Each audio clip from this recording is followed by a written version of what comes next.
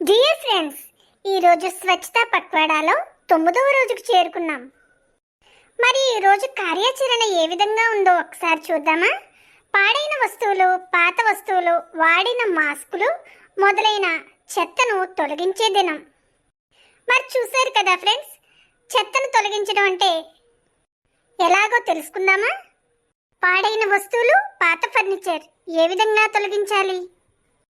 పాడైన వస్తువులు, పాత ఫర్నిచర్ తొలగించే సరైన విధానం వేరు చేయడం.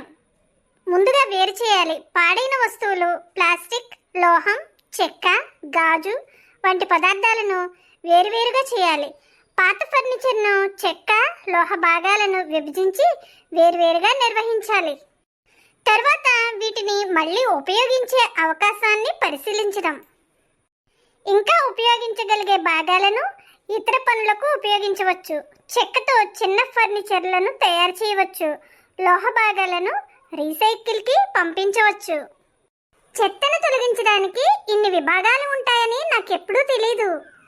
తర్వాత వాటిని సేకరణ కేంద్రానికి పంపడం. స్థానిక స్వచ్ఛతా కేంద్రం లేదా రీసైక్లింగ్ కేంద్రానికి పాడైన వస్తువులు, పాత ఫర్నిచర్ను తరలించాలి. కొన్ని పట్టణాల్లో ప్రత్యేకంగా బల్కీ వేస్ట్ కలెక్షన్ కార్యక్రమాలు ఉంటాయి. తర్వాత రీసైక్లింగ్కు పంపడం. ప్లాస్టిక్, లోహం, గాజు వంటి పదార్థాలను రీసైక్లింగ్ ద్వారా మళ్ళీ ఉపయోగించేందుకు పంపాలి. చెక్క భాగాలను బయోగ్యాస్ లేదా ఇతర ఉపయోగాలకు పంపవచ్చు. తదుపరి సురక్షితంగా వాటిని పారవేయడం. ఉపయోగించలేని భాగాలను పర్యావరణాన్ని కలుషితం చేయకుండా నియమాలకు అనుగుణంగా పారవేయాలి.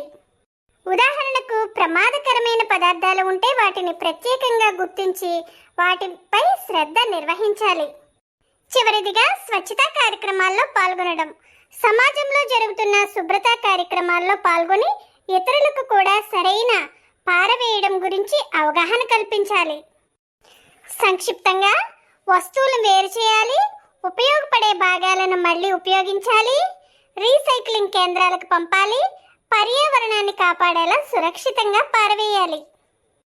ఇలాంటి చర్యల వల్ల స్వచ్ఛమైన పరిసరాలు, మంచి ఆరోగ్యం, పర్యావరణ సంరక్షణ సాధ్యం అవుతుంది.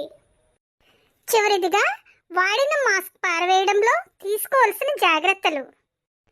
వాడిన మాస్క్ను సరైన విధంగా పారవేయడం ఎంతో ముఖ్యం. ఎందుకంటే వాడిన మాస్క్ ద్వారా సూక్ష్మజీవులు, వైరస్లు, బ్యాక్టీరియా వ్యాప్తి చెందే అవకాశం ఉంది.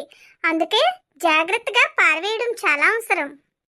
ముందుగా మాస్క్ను తాకేటప్పుడు చేతులు శుభ్రంగా ఉండాలి. మాస్క్ను తీసే ముందు, తరువాత చేతులను సబ్బుతో శుభ్రంగా కడగాలి లేదా శానిటైజర్ ఉపయోగించాలి. మాస్క్ను మడిచేటప్పుడు శ్రద్ధ వహించండి. బయట భాగం లోపలికి మడిచి మాస్క్ పై ఉన్న దుమ్ము లేదా సూక్ష్మజీవులు ఇతర చోట్ల వ్యాపించకుండా చూడాలి. డిస్పోజబుల్ మాస్క్ను చెత్తబుట్టలో పారవేయాలి. ప్రత్యేకంగా మూత ఉన్న చెత్తబుట్టలో పారవేయాలి. మాస్క్ను నేరుగా నేలపై వేయకూడదు. బట్ట మాస్క్ అయితే శుభ్రం చేసి మరలా ఉపయోగించుకోవచ్చు. వేడి నీరు మరియు సబ్బుతో బాగా కడగాలి. పూర్తిగా ఆరిన తరువాతే మాస్క్ను ఉపయోగించాలి. సామూహిక ప్రాంతాల్లో ప్రత్యేక జాగ్రత్తలు. ఆసుపత్రులు, ప్రజా రవాణా ప్రాంతాల్లో వాడిన మాస్క్ను జాగ్రత్తగా పారవేయడం మరింత అవసరం. పర్యావరణాన్ని రక్షించండి. మాస్క్ను పొలాల్లో, నీటిలో, వీధుల్లో పారవేయడం వల్ల ప్రకృతి కాలుష్యం పెరుగుతుంది. సరైన చెత్తబుట్టను ఉపయోగించడం ద్వారా పర్యావరణాన్ని కాపాడవచ్చు. సంక్షిప్తంగా చూద్దామా? చేతులు శుభ్రంగా ఉంచండి. మాస్క్ను లోపలికి మడిచి పారవేయండి. మూత ఉన్న చెత్తబుట్టలో వేయండి. బట్ట మాస్క్ను అయితే కడిగి మరలా వాడండి. ఇతరులకు వ్యాధి వ్యాప్తి చెందకుండా జాగ్రత్త పడండి. విన్నారు కదా ఫ్రెండ్స్, పాడైన వస్తువులు, పాత ఫర్నిచర్, వాడిన మాస్కులు మొదలైనవి ఏ విధంగా పారవేయాలో. ఫ్రెండ్స్, ఈరోజు కార్యక్రమం మీకు నచ్చిందా? నచ్చితే తప్పక లైక్ చేయండి, షేర్ చేయండి, సబ్స్క్రైబ్ చేయడం మర్చిపోకండి. తర్వాత రోజు కార్యక్రమంతో మరలా మీ ముందుకు వస్తాం. Bye friends.